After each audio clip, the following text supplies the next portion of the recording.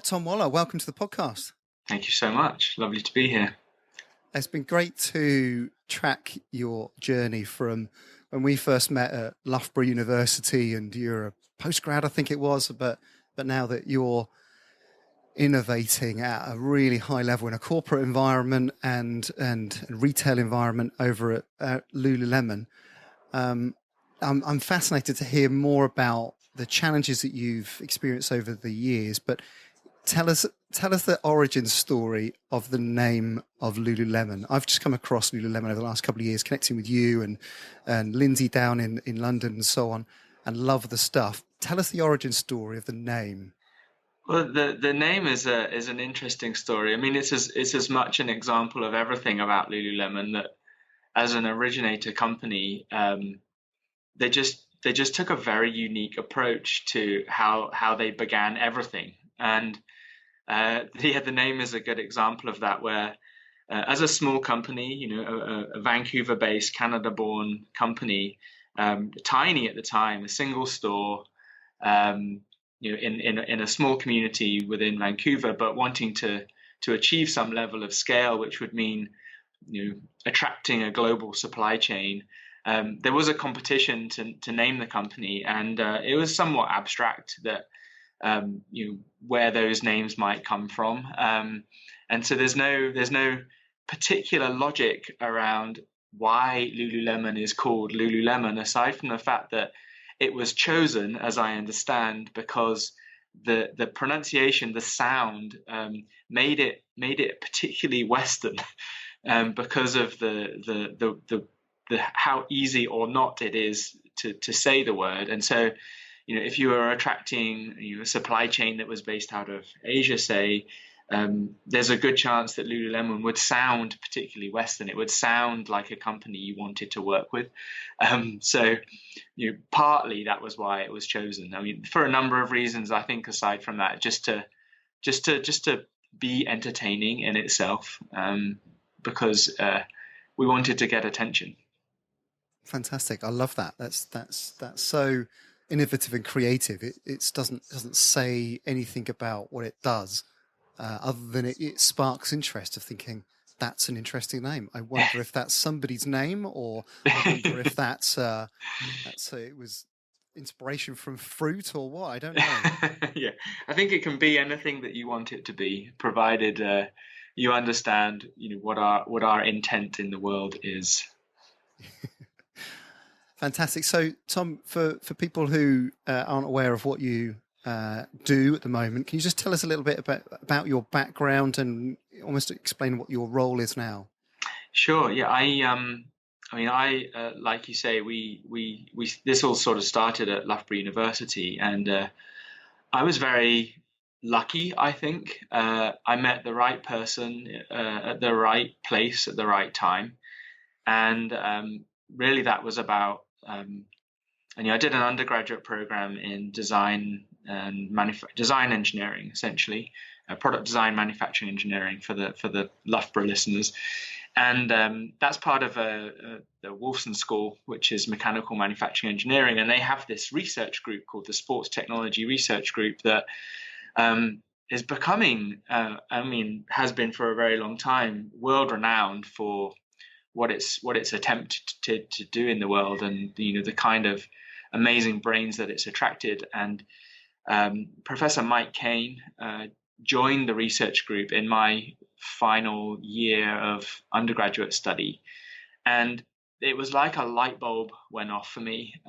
I'd always looked at sports technology and seen it more as an engineering exercise, lots of rackets and balls and clubs and the sort of hard goods that were interesting, but that there was something missing for me. And when Mike started to talk to us about human performance and the role of technology in that, it was like all of my hopes and what I'd imagined for myself became real.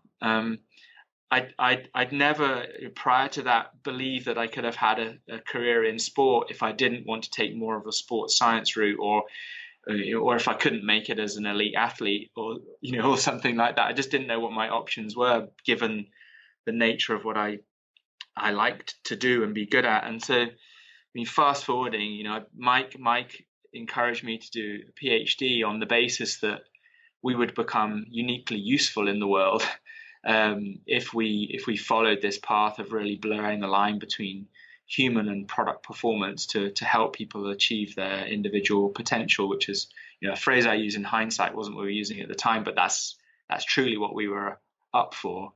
You know, he then became ultimately the head of that research group. You know, he started a company with a mature undergraduate student called Progressive Sports, where, you know, as I was finishing my PhD, they gave me the role to head up the consultancy component of that, which gave us access to all of these sporting goods brands, and the realization that so many of these companies that we were working with had something missing, and that something missing was a void that we seemed to be quite good at filling. And what we filled it with was just this very diverse understanding of human, the principles of performance, the whole human associated, what that means psychologically, emotionally, as well as physiologically, biomechanically, and then layered on top of that, you know, a detailed understanding of product technology, whether that's from a materials point of view, but also, you know, the mechanics of how products work and can inspire people.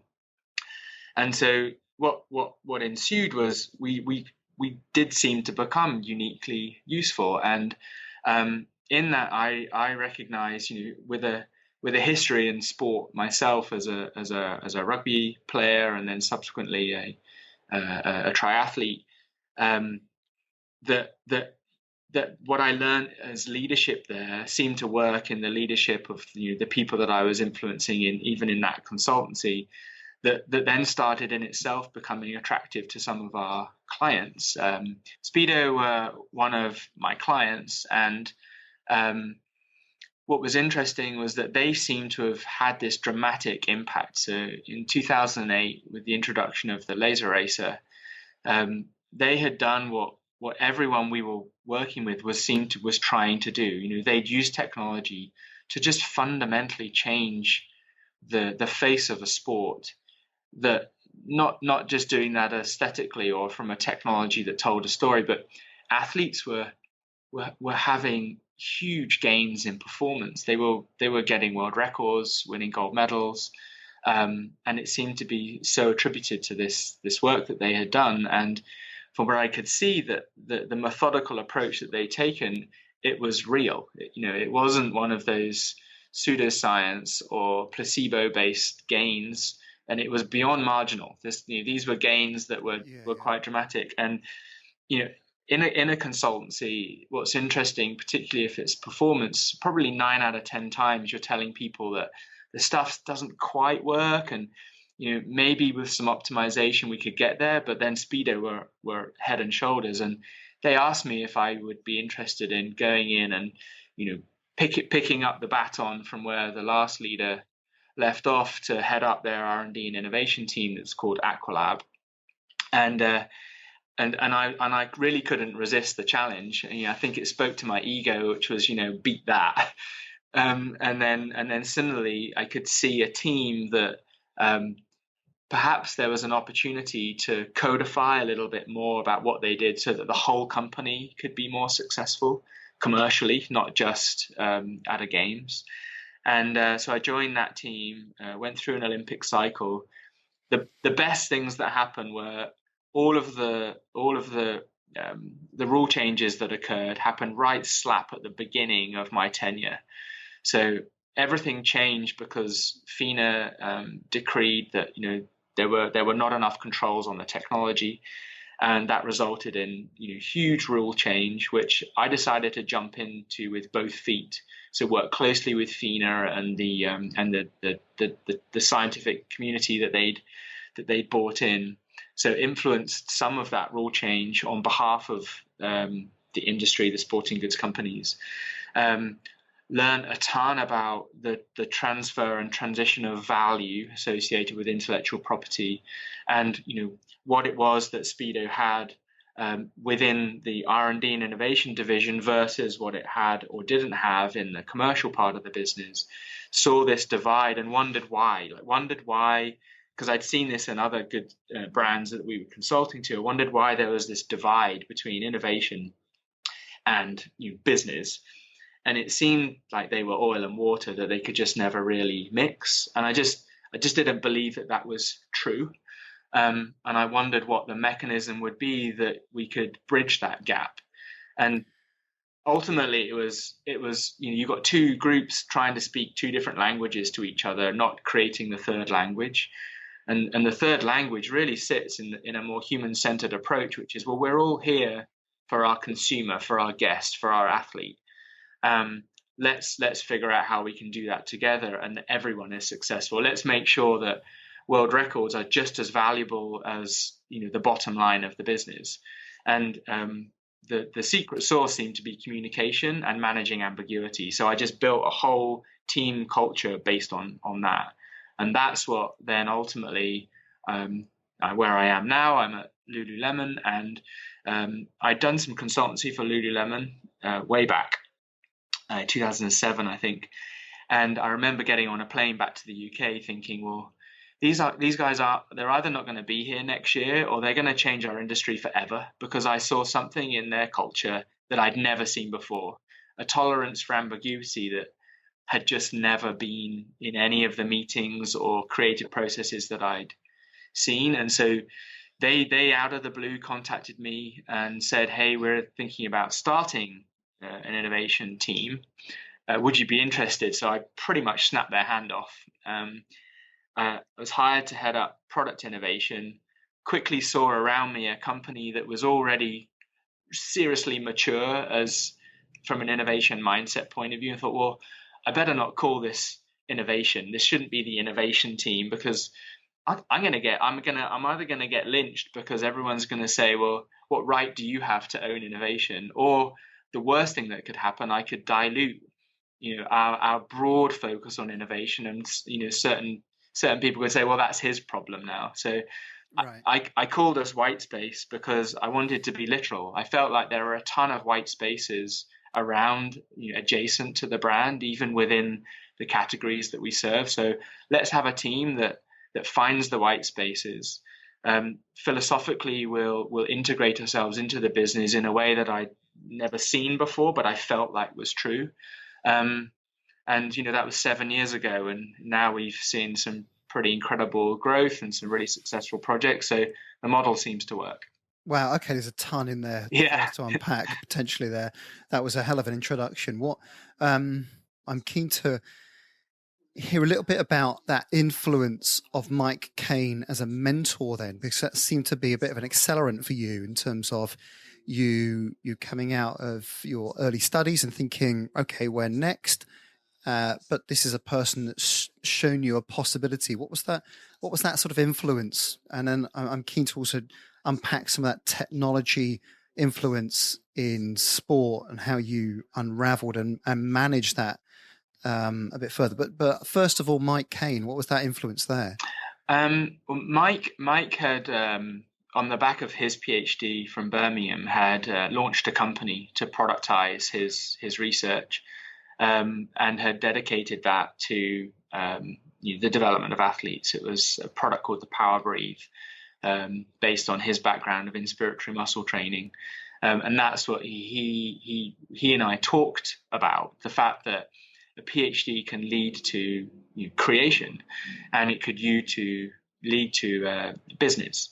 And I found, because his background as a human biologist just offered a different perspective on performance, that human side, that it was somewhat inside me. I was, as an athlete, recreational or otherwise, was really interested in the human side, and I'd never really had access to that other than from a distance with sports science, sort of the other side of campus.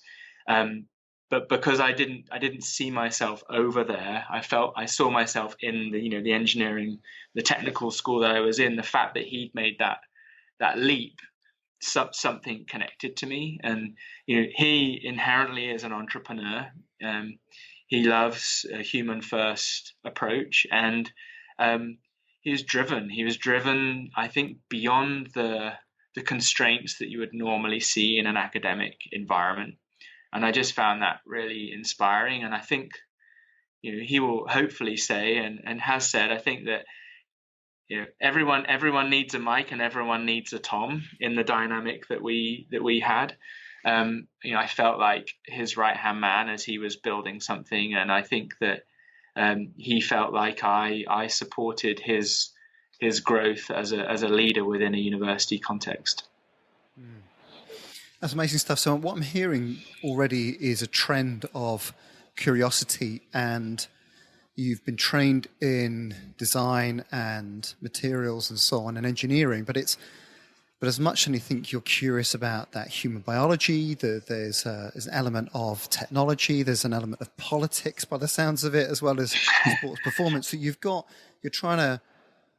embracing the whole, as opposed to, well, that's what I do. That's my thing. That's my niche, my discipline. You're understanding integration.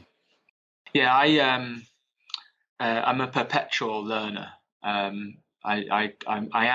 believe that I am curious. I encourage others to be curious. We're encouraged culturally here at Lululemon to spend a lot of time reflecting on one's own purpose. We're a purpose-driven company. The company has a well-articulated purpose, and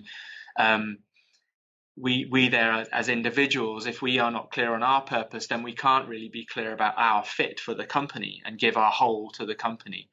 And what I discovered in a lot of the work, and this is I'm fast forwarding many years of introspection and work, but I've discovered that I really am a crucible for knowledge, and I am here to inspire audacious acts. And so bringing knowledge from all places into one location and just seeing how those dots connect or not, and then sometimes forcing them to connect. It unleashes these new perspectives. It opens up new conversations and new ways to create value. And I think, well, if innovation, as I would describe it, is there's an obstacle ahead of you. It requires an inventive step to get around to it, and then a new behavior ensues. Then you're either not going to be able to invent if you assume you can apply a previously known approach. You're not going to see the obstacle as an obstacle if your paradigm is that, well, that's the norm, and you're not going to be seeking a new behavior if what you acknowledge is that human behavior can be changed. And so I think there's an important just association with this is a mountain without any top. And to be perpetually curious, to always be seeking to learn is kind of, that for me is the game. I mean, that I don't imagine that I'll get onto my deathbed and look back and figure that I did enough. I imagine that it will be, well, I learned everything that I had time to learn. Could I have learned more? Or could I have inspired more learning somehow?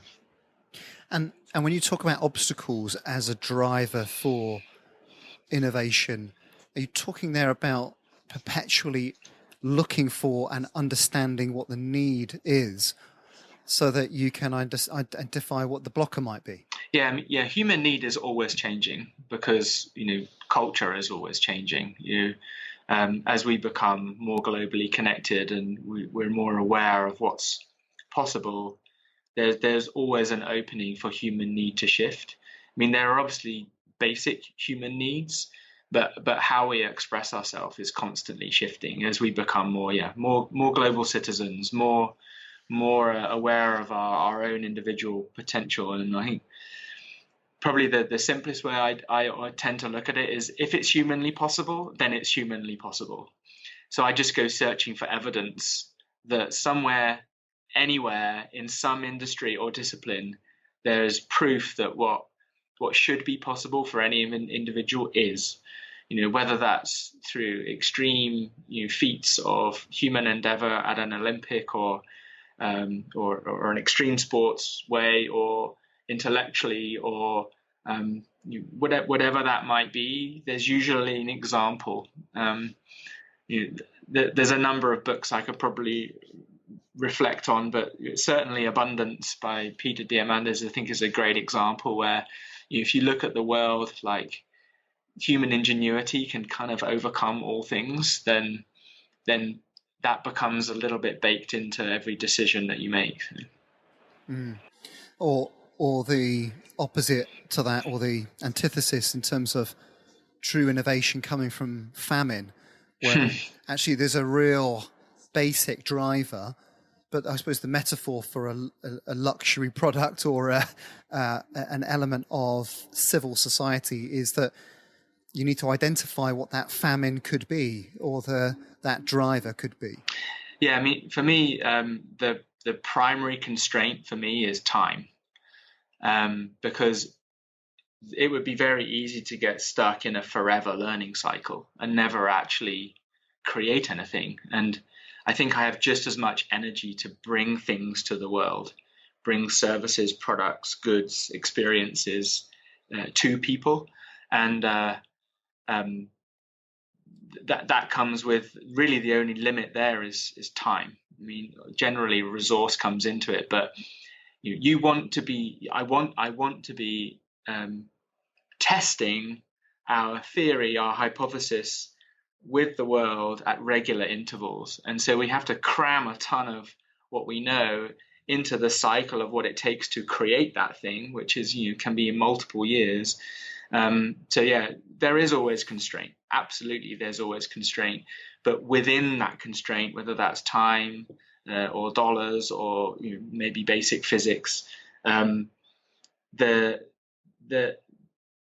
has to be an innate desire to create, and a dissatisfaction with the world that suggests that something should be created.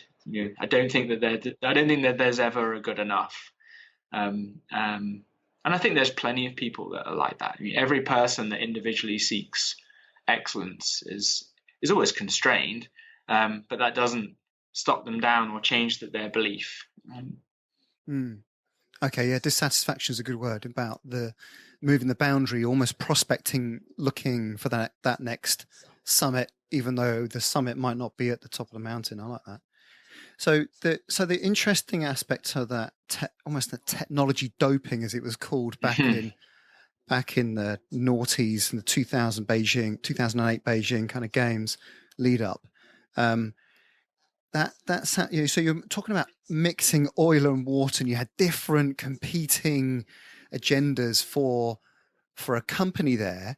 That sounds like an interesting dynamic that was unfolding, where almost you've got this marketing arm that's creating this product that's almost like a showcase for a company, but probably doesn't sell swimsuits at the local supermarket, or it doesn't shift the bulk profit. And it sounds like you're trying to bridge those, or you were trying to bridge those, and now are bringing those high-end thoughts and ideas almost to mass market. Yeah. So often in our industry, there's this halo model where we use marketing or event to tell a story of the hero, and that hero's story encourages us to fall in love with the brand. Yet the business is driven by the mass consumption of being associated with the brand. So I'm not necessarily buying what the athlete's wearing at scale. I'm buying what the brand makes most easily available at scale. And there's this interesting model that I use. It's Roberto Vaganti's technical epiphany model, where if you think of meaning on one axis, say on the x-axis, and technology on the other axes, that would be we build these incredible technologies, and there's somewhat of an arms race between us and competitors, and then we create meaning through the expression of our brand almost separately. But if you can create technology that drives meaning, a technology that in itself creates a behavior, it's called a technical epiphany. That's sort of top right hand quadrant.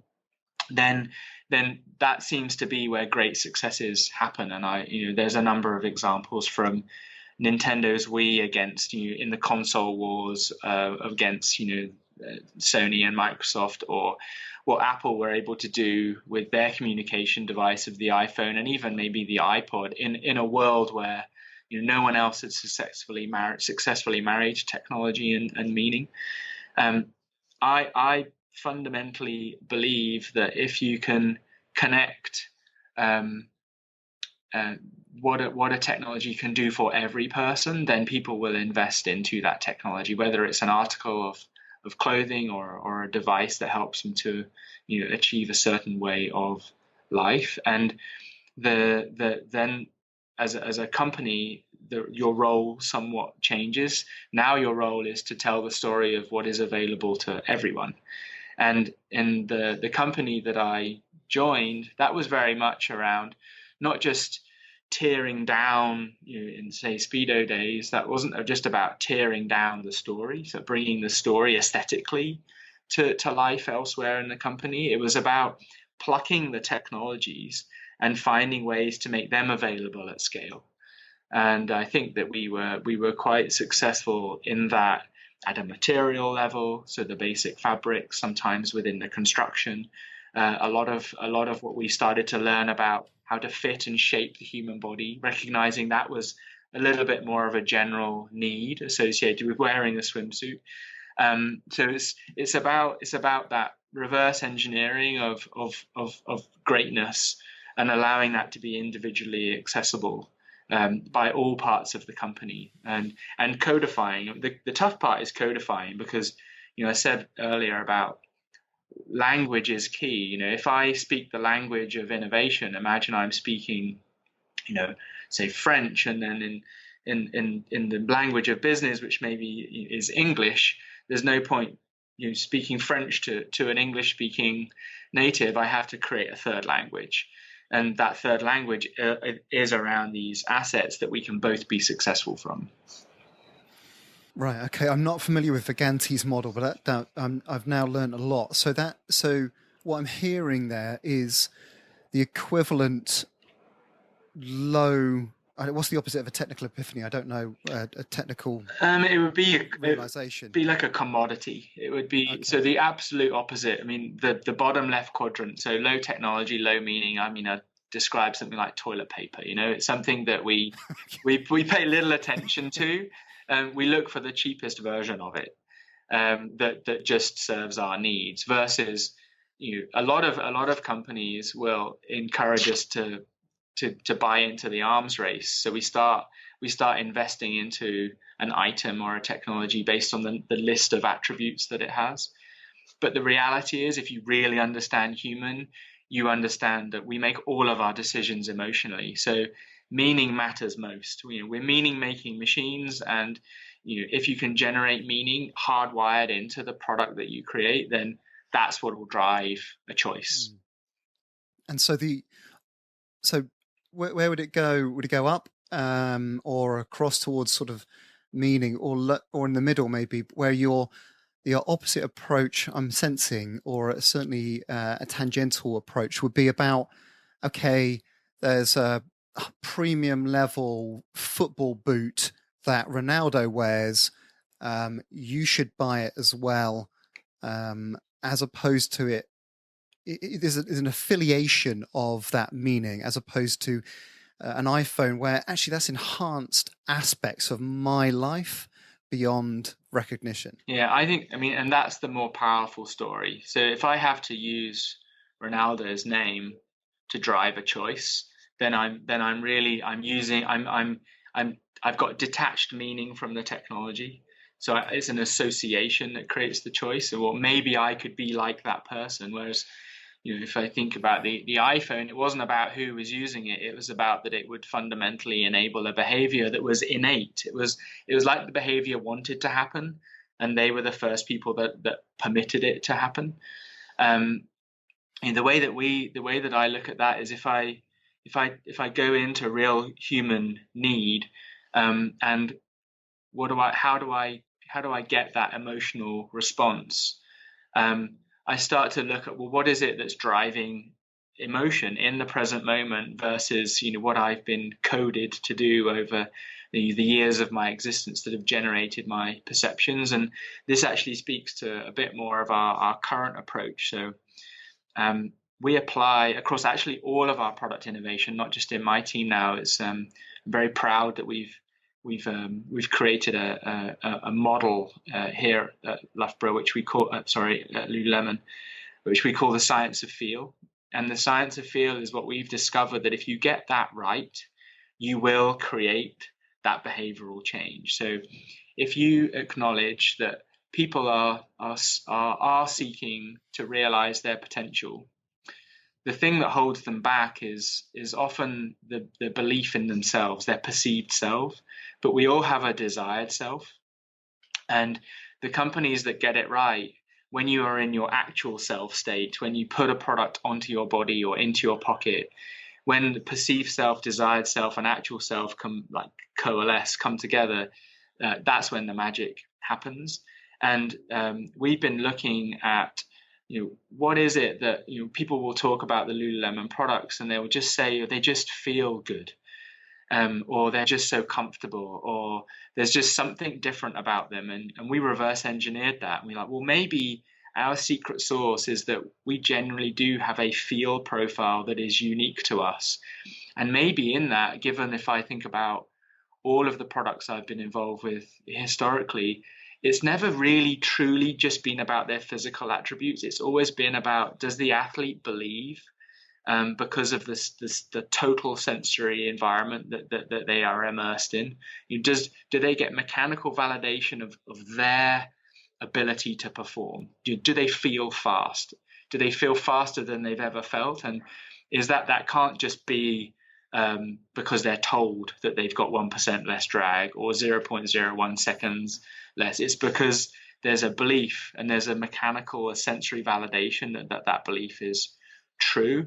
And so we've been profiling all of the products that we've ever created, particularly from an apparel point of view. And you think about it, the human being would otherwise be naked, and we attenuate this signal, these tiny millions of microphones that are all over our body. We attenuate that with the clothing that we wear, that then results in a desired state that we like. We feel what we generically call comfortable. And actually that's different for everyone in different moments for different tasks. And so we've been codifying that. And that for us has been where the magic has happened, because we've changed what clothing means to people. And we've now thought about clothing as a technology that can create meaning. And we do that in a sensory way. So it's how we tune the way you experience your movement, the texture that you interact with, the way that you exchange heat and humidity with the environment. Get that right, and people can go, I feel exactly how I want to feel, and now I can go and do exactly what I want to do. Okay, this is fascinating. So the science of feel. So what I'm hearing almost is this sort of aspiration, positive point of view towards comfort, almost opposite to say removal of discomfort. So whether that is the tightness of a garment around your socks or your belt digging in or whatever it might be. Well, there's comfort in discomfort as well. So what I would say is so we will all describe comfort and assume that everyone is seeking the same thing. But if I was to like go through a number of different desired states, so if you wanted to feel fast, or feel light, or feel powerful, or feel confident, there would be a number of sensory cues that you would be searching for, and they wouldn't all be the same, and they wouldn't all be classically comfortable. If there's something important probably about what a suit feels like in a business setting that makes you feel competent, confident in that sense that you're not able to achieve, or can be interesting to play with if you change the materiality, you change the fit, you change the articulation. But some people don't want that to be taken away from them. They need I would be uncomfortable in a suit if I was running a marathon, but because it would be uncomfortable, yet it's comfortable in a business setting because it creates this other sensory profile, this other desired state that I'm seeking. And, we see that everywhere. If you look about all of the uniforms of dress that occur in every sport for every individual, whether it's the jewelry that they work and the rituals that they go through, there are kinesthetic rituals that happen, and comfort is momentary to that task. Because if what I'm wearing on the starting blocks of a 100-meter race is not going to be the same as what I wear, when I get married, when I go to the office, even when I go and accept the medal after I've won, there's different situations require different codes. Okay, so that is far more complex than I was originally searching at. But no, I get that in terms of relating that to sports performance. So whether that is the super suits that strong men put on, that is it's a workout to actually get the things on, as it was for the laser suits. Yeah, that was hard work to get in, but ultimately it gave them that tight feel, but it felt fast. For that body position. So, but equally that, you wouldn't want to feel completely free and naked if you were going for an interview. No, you want to feel. Some people might. Well, they might too. Yeah. But no, and it's interesting. You can get it really wrong as well. And I mean, I've got it really wrong in the past, where we were asking that question: what does fast feel like? And there are a number of different cues that we're searching for, through language in working with athletes. And there were two somewhat conflicting cues, language clouds that we were hearing. One was this sense of tightness, this sense of an external device administering extreme control, like high degrees of compression, that limited movement, that changed the sense of, like, their skeletal state as they were in the water. There was just, like, there's support. So much power. Yeah. So if you think about those early suits, they were applying a lot of pressure onto the body, onto the soft tissue of the body, creating stiffness, which was part of the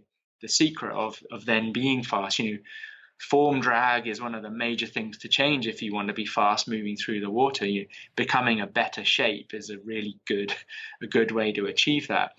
It comes at a cost, though, and the other signal that we were hearing was the importance of the association with the sense of water, the sense of moving through water, and the rapid changes in temperature that you might feel because you feel water moving over your body. We did a different suit for 2012, and we got the order wrong. So we put the hierarchy where we had the pressure, that extreme sensation of control over the sensation of water. And the reality is, if you want to feel fast, it's this way. It's the other way around. You need a sense of movement through water as a higher attribute to the feeling of tightness, of control and structure of your body. And we got that wrong. And it was, we had a really fast suit that people couldn't swim fast in.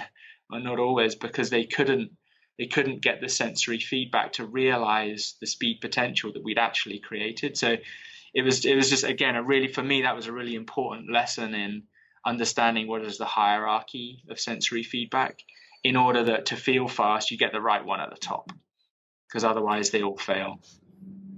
Okay, so that's my an example would be a tuck position on a time trial bike, for example. If you get in too much of a tuck position, it's going to feel uncomfortable. You're not going to be able to persist for the Ironman cycle leg 180k or something. You're not going to feel comfortable. Your lung volume is going to be compressed, but you might be really in an aerodynamic position in that sense of you're weighing up the cost benefit of each of the different factors.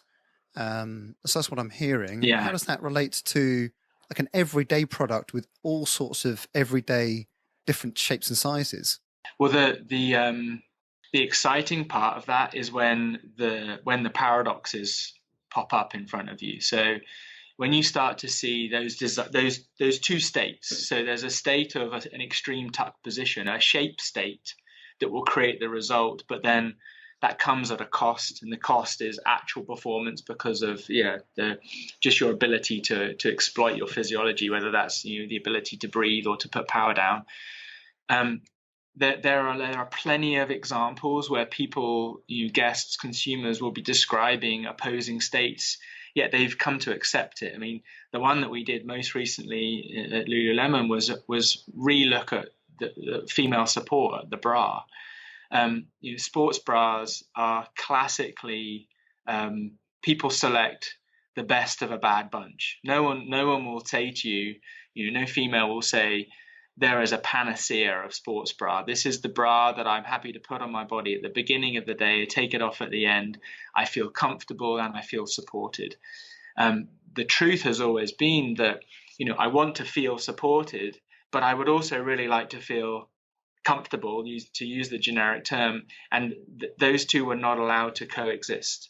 So if you wanted to be comfortable, you would be wearing a very different bra, a softer structure, maybe a yoga type bra or something that's more classically lingerie, versus when I need to perform and I start to move at high intensities, I wear a highly structured bra with the methodology baked into that it's trying to eliminate movement from the breast during that activity. And using our approach, our philosophy, we said, well, has anyone actually said, well, what does support feel like, or how should support feel, in order that might encourage us to develop a bra in a completely different way? Maybe there's an invention or an innovation opportunity there. And we characterized, well, what does support feel like when it feels right? And it isn't about stopping something from moving. It's about changing the rate at which it moves, which in hindsight sounds super obvious, but if you were to take a structural engineering approach, you would probably land on the fact that we should make a stiffer structure and we should eliminate movement. But if you imagine, your body is a whole system, everything is connected to everything, and everything should move somewhat in phase, in harmony. And if you eliminate movement from one of those parts, then, well, something's going to have to give. There's probably an anchor point that is extremely uncomfortable, or you're taking that strain across a system that would otherwise not want to, or you're doing some kind of internal damage because that soft tissue, the energy's got to go somewhere. And so what we did is we said, well, comfort seems to be associated with rate management, damping, and support as a sensory phenomenon. To feel support is to actually get them like the magic amount of damping during a movement that occurs. And so we said, well, let's build a bra that embraces movement, that permits and allows movement to happen, but that for every person that uses it, puts it onto their body, they experience comfort in both static and dynamic conditions. And we successfully did that. It was launched the original one was in 2017, in spring of 2017. And it turned out that we were really right, and we were happy to be really wrong, but we were really right. And we built a lower component soft bra technology that embraces the way that you move, yet you still feel supported even when you run at very high intensities or do those high impact kinds of sports. And in terms of the shapes and sizes, is that something that being able to work at controlling the damping or working with that particular component, is that something that enables you to sort of almost transcend the differences in shapes and sizes? Yeah, well, for us, again, it's about looking at what is the order of the critical attributes. Okay. And so shape is an attribute, size is an attribute. If you get fit wrong, then nothing else really matters. So you have to have an array of sizes that allows people to find themselves. But actually, when we start to get into then the dynamics beyond that, the attribute that makes the most amount of difference is your individual movement pattern. So your gait, which is just as unique to you as your fingerprint, that shows up everywhere in your body. And if we've built a system now where we can we can bring you into a store environment, we can assess your unique movement profile, and then we can help you understand, well, which of the bras would probably best fit the way that you move. And we have an interesting layer on that, which is we've recognized that just because people move differently doesn't mean they want to feel the same.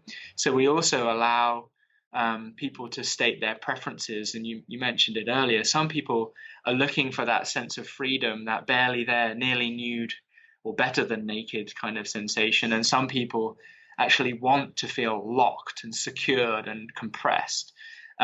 Not everyone wants to feel the same all of the time. And some people, even individually, want to feel both of those conditions in different scenarios or different days, just depending on their emotional state. So we've built an algorithm that measures your basic support need, like the way that your body moves, and then we combine that with your sensory preference, and then we bubble up the top 3 choices that we believe will meet your needs, your individual needs in that moment the best, which is great because now we allow people to choose based on a palette of sensations. And allow it to be tuned to them as individuals.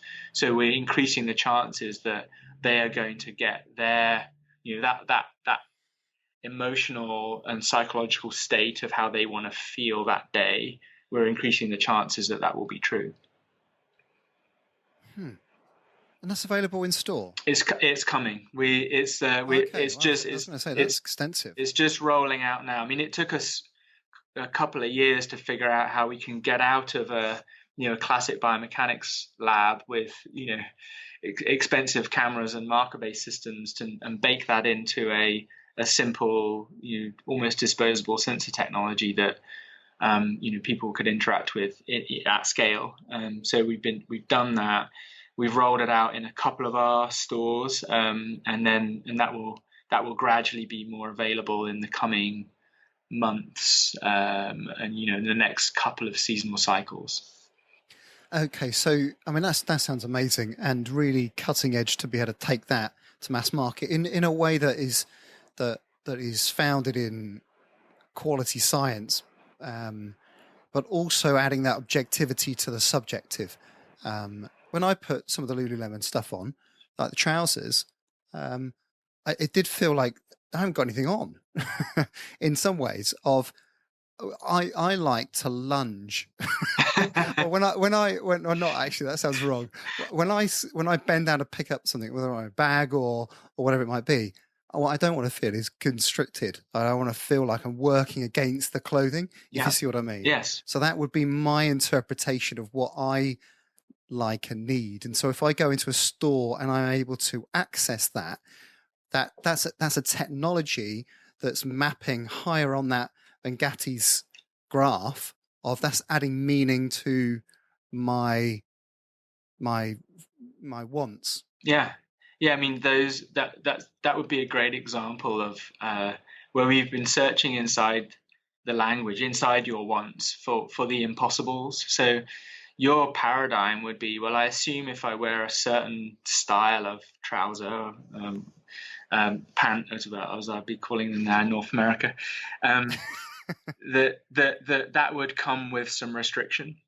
And people won't say, oh, I just wish I had less restriction. They would just talk about the sensory experience of wearing that particular article of clothing. And we would listen to that and say, I wonder if we can take that away. And I wonder if in taking that away, by understanding, how a human body articulates, like, is it a phenomena of how you experience temperature, or even the friction of the fabric as it moves just over the texture of your skin? If we were to eliminate the normals and replace them with something that's a little bit different, lower friction, different amount of conductivity, would you experience something that you like? We don't assume that just because we can take that away, you will like it. But when we do take it away, we then scan for, do people react in a positive or negative way? And that would be an example, the trousers that we create, where we've really focused on changing how you experience your own movement in them. and you look at a style and you associate that style with stiffness and restriction.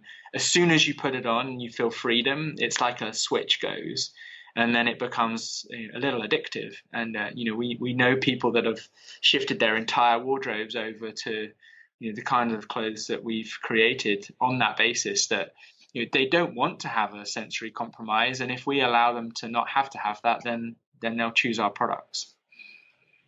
Yeah, I keep looking for a certain color of trouser to add to my wardrobe. So if you can sort that out, that'd be brilliant. But so what I'm hearing there is that in the same sort of philosophy of determinants of performance, that if there's Mike Powell 8.95 meter long jump, you still have to ask the permission for an athlete. How can you get close to that? In that sense, you're increasing the chances of getting a gold medal, for example. But you've also got to ask the question, how could we go even further than that? And therefore, you're curious about the recipe. You're then starting to think, what would be the determinants of that performance? You're just not talking about forces with the ground that propel somebody into a sandpit. You're talking about subjective responses. You're talking about some of those kinesthetic feedback mechanisms, as well as what do I like? Yeah. Well, you think about, so if I think all humans, particularly athletes, exist through their ability to feel their way through the world. They feel the greatest performances that they've ever had. I mean, every athlete I've ever met, they can talk in such a detailed way about their experience of what that perfect race or that perfect effort felt like, and what went into it. And if with the way that we look at it, the science of feel is about managing the dialogue between body and mind. It's not that one drives the other; it's they both drive each other. And so any act of performance is about taking the cap off your perception of what the limit might be. Sometimes we search for psychological limits through physical limits. So the stresses that those forces might create on my body, that then creates a limit in my mind, which then in turn limits my ability to push my physical performance higher.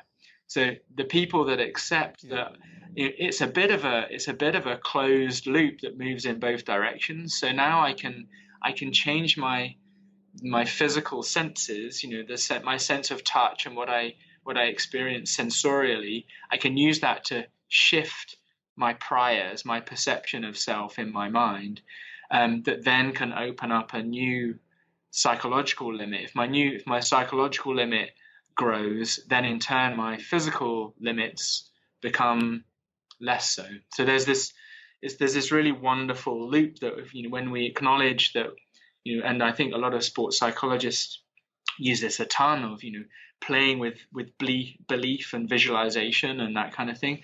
We're just saying, it's not about the brain, the mind, the belief system, just hitting perception and then getting into just a physical approach to enhancing performance. We're just not allowing them to be separated. It's that that body mind, that the embodied or enclothed cognition of what's possible, is to constantly assess what are the sensory inputs doing to my perceived limits, and how do I shift my belief, which then opens me up to new sensory experiences, and then I rewire my internal story, and that's where high performance can come from. That was an articulate explanation of what that what was going on there. So an example to link back to your previous example of Mike Cain and the inspiratory muscle training device, Power Breathe.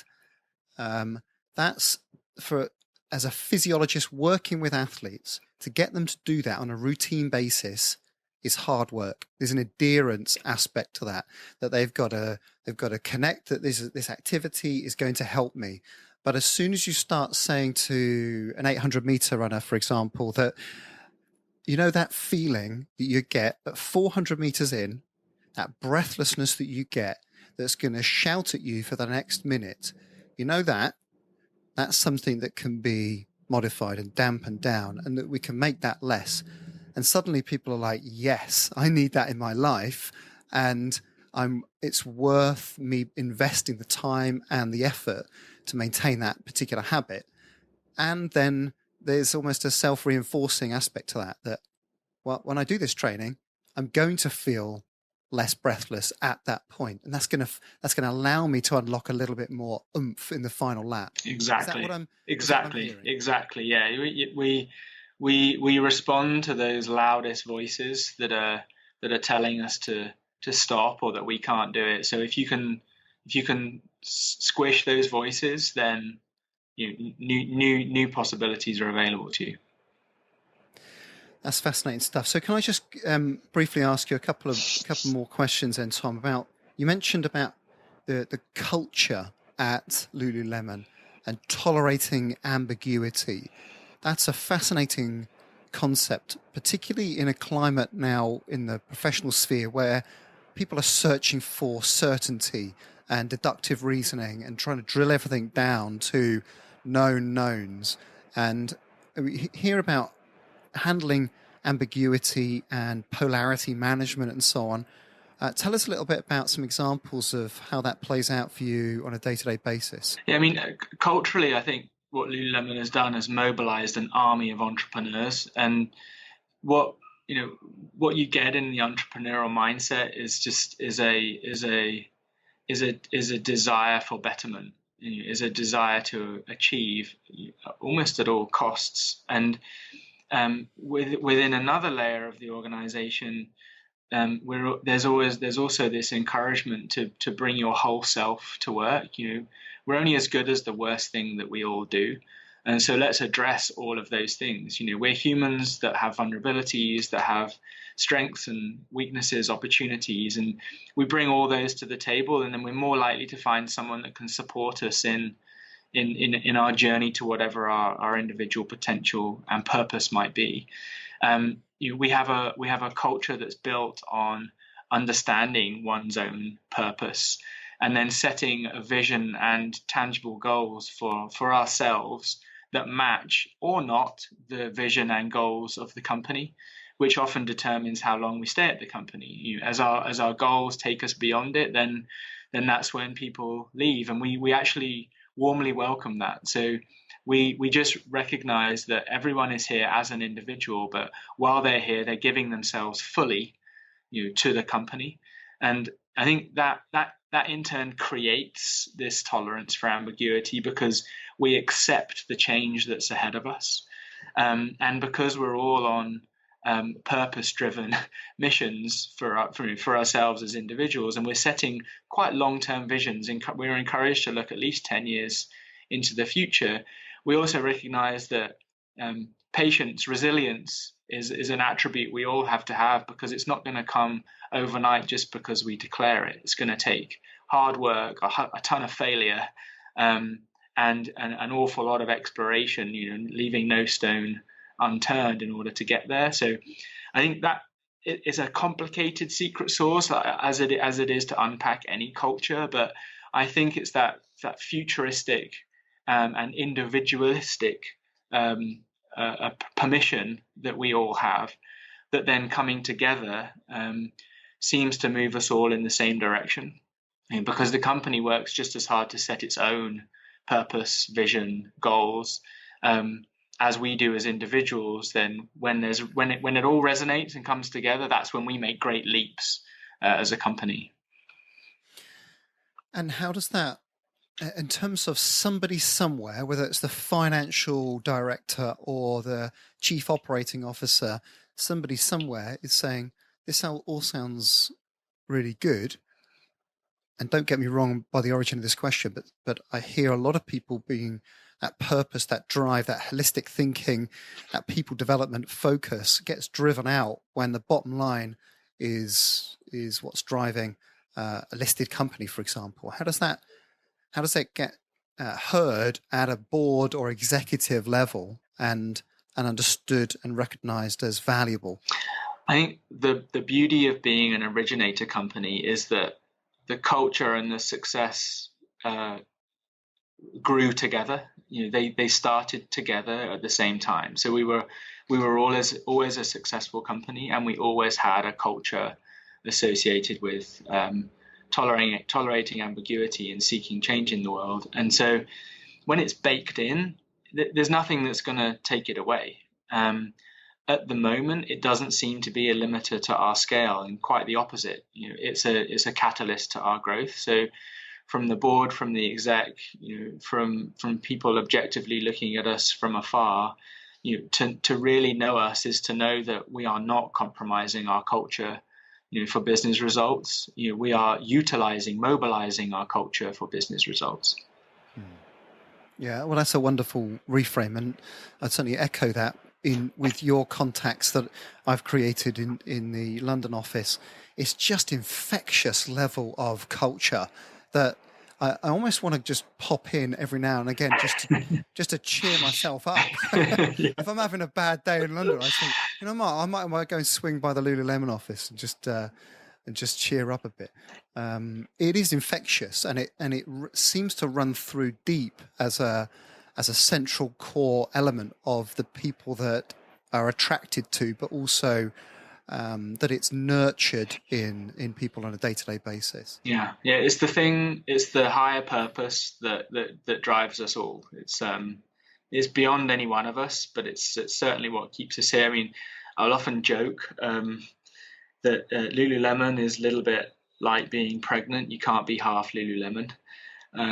There is something about how infectious it is, particularly to the people that just see life in a similar way to us, that it's ours for the taking, and that we recognize we're part of and enjoy inspiring and are inspired by the communities that we serve. So it keeps us, we're grounded, and at the same time striving to create. Oh, that's an interesting one. So is there a danger then that there's a silo thinking, in the sense that if you're recruiting people like you or of a similar mindset, that it doesn't tolerate the renegade or the somebody that can challenge the culture, that just means it gets to look at the world in a different way? Yeah, it could be if all we did was try and hire people like us. So if the people that we were hiring, we could see the way that we got there in them, then that would be limiting.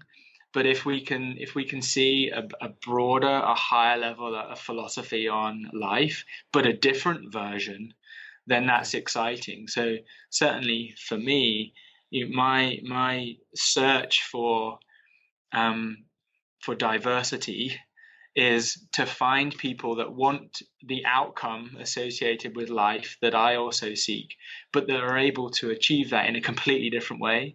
So when I bring them in, now I've just added greater diversity to our team, to our culture, so that the culture can evolve. But almost, standing on, we're here. I mean, there's that saying that the New Zealand All Blacks will talk about, make the shirt great. I think that if you take the view that when you come to a company like Lululemon, you're not here to fit the profile. You're there to take what already exists and evolve it to make it even better. Rather than, it's not about taking the playbook out of your back pocket and saying, I think Lululemon should work this way because I think this way is better. It's about allowing Lululemon to become part of you. It probably already is because you've joined the company, and then bringing the thing that Lululemon didn't have, which was you. It didn't have you before you joined, and then allowing that to be additive. Love that. So looking for that alignment to purpose, values, and so on, as opposed to the conformity of process. Yes, that's what I'm. Yes. Okay. Yes. All right. Wow, it's fascinating stuff. So your purpose, did I hear it right, as inspire audacious acts? Yeah, to be a crucible for knowledge and to inspire audacious acts. I need to get me one of them. That's amazing. And so what's next for you then, Tom? If you're encouraged to look forward for 10 years or so, whether it's in the role or on a personal level, what's next for you? It's to continue to explore what that vehicle is for finding just these great minds and these great entrepreneurs and these great active human beings that share the same beliefs as me, but are willing to step up and step up and step up. There's I mean, even at Lululemon, there's the brand, and then there's the company, and the company still has potential to evolve and grow as it becomes more and more an expression of the brand.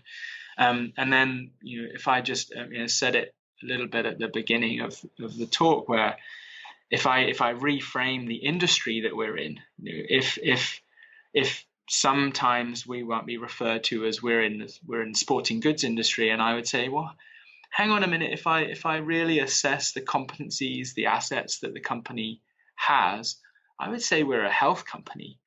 And if we're a health company, then what have we built in order that we truly are offering the services of a health company to our consumers, and consumers that don't know that they should be working to use Lululemon within their lives. So I just see immense potential. I'm pretty sure we're less than 10% of the way towards what we could become. And so for me, it's about making sure that I'm pushing people from the 10% to 20%, 30%, and I doubt very much in my lifetime we'll hit 100%, but at least if my legacy can leave the momentum towards whatever that potential might be for brands like us, people that live in this industry and are searching and striving to help every individual human achieve their potential.